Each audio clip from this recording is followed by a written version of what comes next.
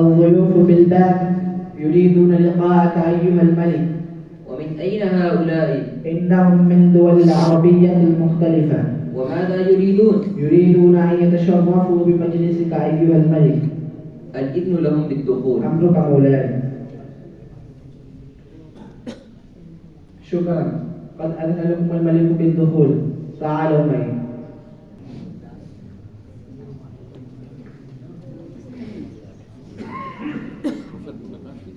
السلام عليك يا جلالة الملك. وعليكم السلام ورحمة الله وبركاته. تفضلوا. السلام عليك يا جلالة الملك. وعليكم السلام ورحمة الله.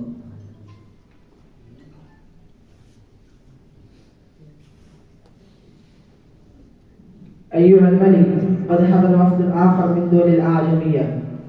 إذن لهم بالدخول. أمرك مولاي. أهلا، قد سمح لكم الملك بالدخول، تفضلوا. السلام عليكم يا جلالة الملك. وعليكم السلام ورحمة الله وبركاته. تفضلوا.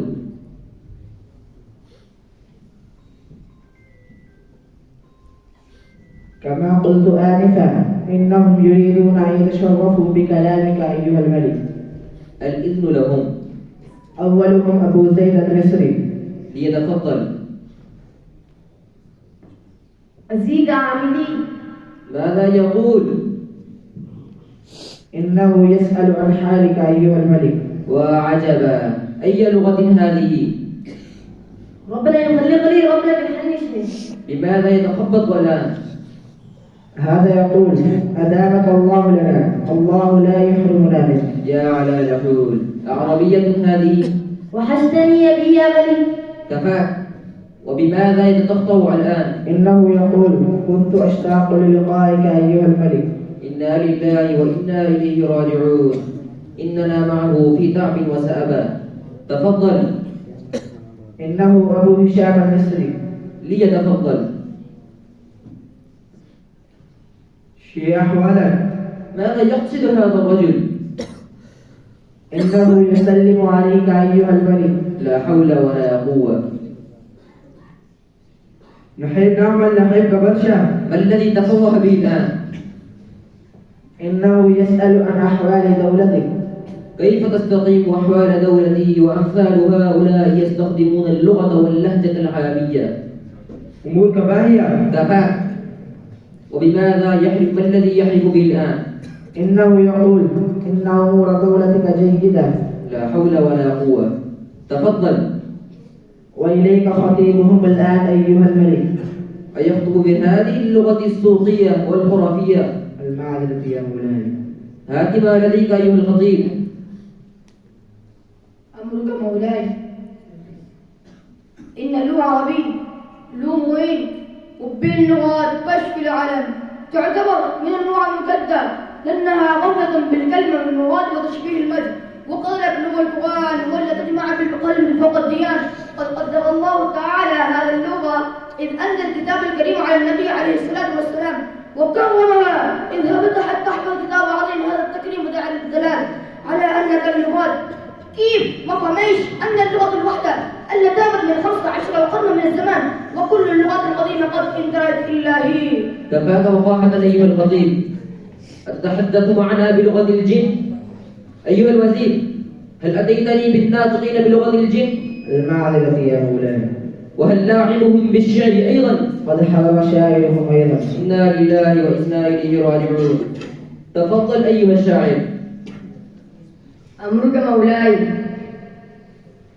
هل الدماغ مسك يبس وبحور من بكى بحر الهوى كلم صيا بما بهمال لا لجا.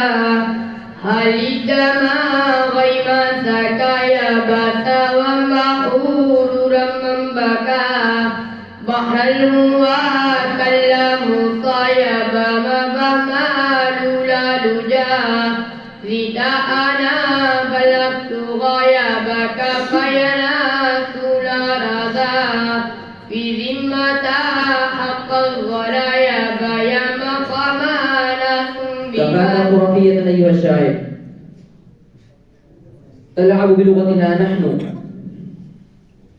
أتتطور دولنا وأساس حضارتنا مفقود، أيهدأ بالي ولغتي تضيع بين شعوب، أنحن نبقى غالبين ولغتنا تذهب سدى؟ كلا يا أهل العجم ولبيعة العرب، من للعربية؟ أنا لها يا مولاي. من للعربية؟ أنا لها يا مولاي.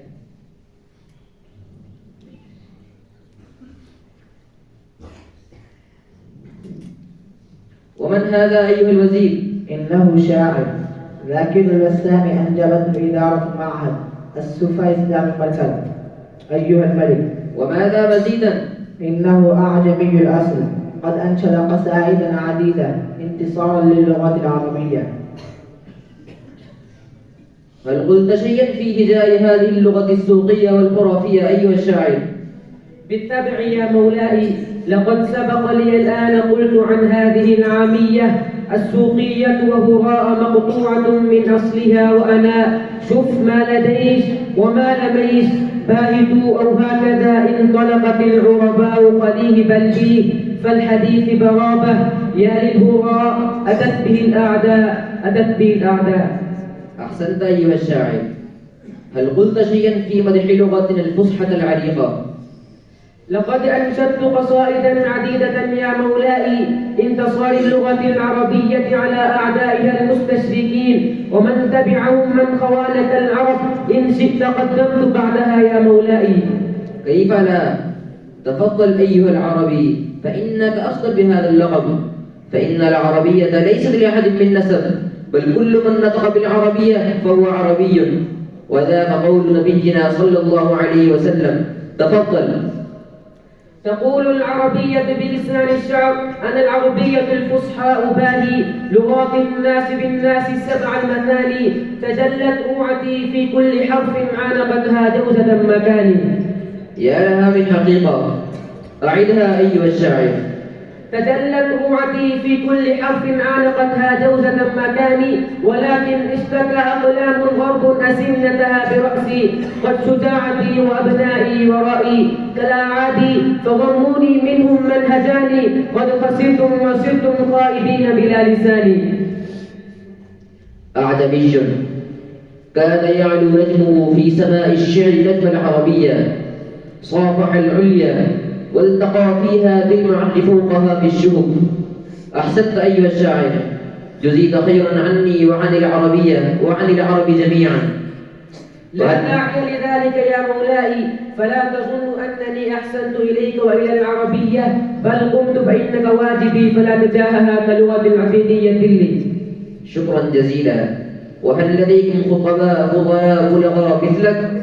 نعم يا مولاي، إن شئت قدمت إليك الخطيب الذي حضر معي من القسم الحفاظ بسوفا إسلامي مركز.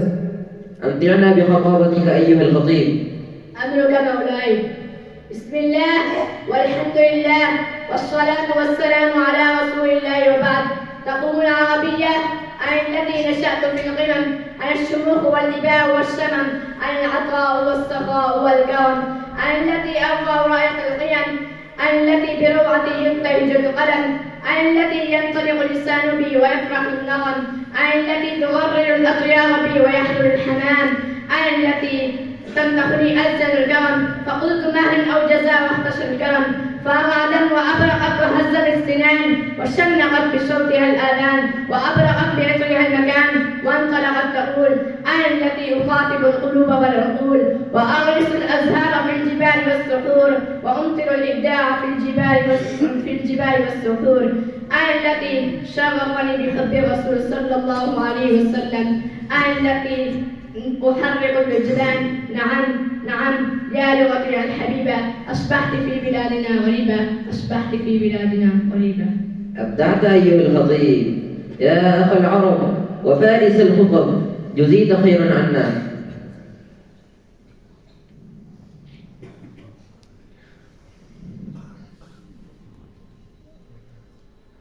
أيها الناس، يا أبناء يعرب بن قحطان ويا أولاد سيد العدنان، لقد أنعم الله عليكم بالعربية التي لا تقف أمامها لغة من اللغات الأخرى، فكم من دول استعربت العلو بها، فهي حاملة اللواء الغالبية لا المغلوبية.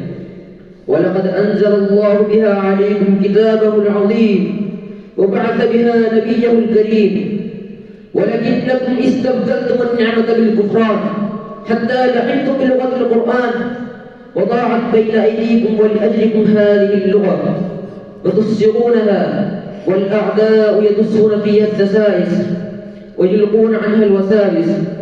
ولكن إني والله لأمضين منتصرا للغة العربية، فمن رأيته ينطق بالعربية لأجعلن الصوت يؤذيه حتى يتوب، ولأصبن عليه العقاب حتى يعود، ولأجعلنه عبرة لمن يعتبر وعزة لمن يستكبر.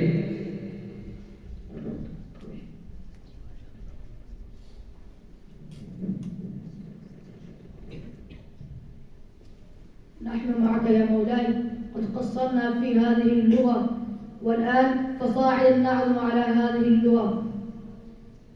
فلتكونوا على عهودكم يمكنكم الانصراف،